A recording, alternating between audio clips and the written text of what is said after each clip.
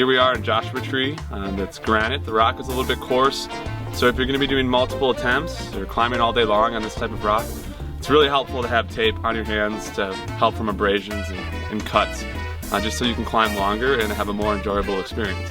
So there's tons of different ways that you can tape your hand. None of them are necessarily right or wrong. There's just a lot of variations depending on what type of climbing you're going to be doing that day. Today we're going to go over kind of my personal way that I like to tape, just as an all-around tape glove. We're going to break it down into 3 basic steps. The first step, taping your thumb. The second step, the back of your hand and the palm of your hand. And then the third step, we'll finalize it with wrapping the wrist. So here we're going to start step 1, taping the thumb. I like to rip strips one at a time, and then here place it kind of on the bony part of my thumb down to the wrist, where that'll be wrapped together with our final step. So here, this provides great coverage for hand jams, but mostly for fist jams or anything kind of off size in a sense. So this strip here is covering an area that a lot of people will omit from the tape gloves, but I personally really like having my thumb taped.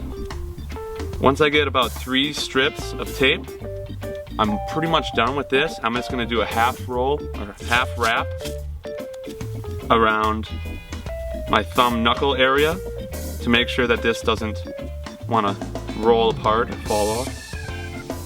Step 1 is complete. For step 2, we'll focus on the back and the front of my hand. The strip lengths are going to vary based on the size and width of your hand, but you do want to make sure that it's not too loose to begin. Otherwise, you're going to have a very sloppy glove and it might slip and fall off eventually.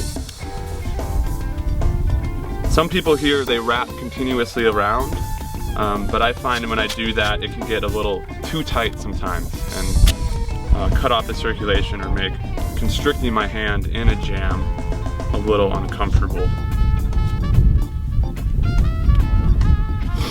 So there's the back, another 3 strips. The palm is a little trickier because there's more contours to your hand.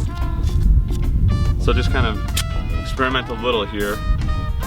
But you want the ends to overlap to avoid the ends rolling.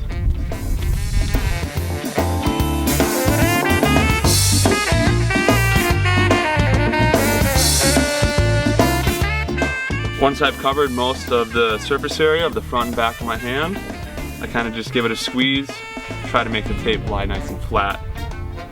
For step 3, we kind of finalize the glove by just taking up all these ends with a strap, or I should say a wrap or 2, around the front and the back of the wrist. Once again here, I like to do it in 2 stages so that I don't over wrap the tightness. So I have one here, and then I'll do one kind of the other side. And that also provides a nice overlap so that there's less likeliness of the tape rolling. So here I have a basic tape glove for all around climbing, whether it's for hand cracks, off hands, fist cracks, and maybe even some stacking in there. This will ensure that I can climb all day long and not have too many scratches at the end of the day.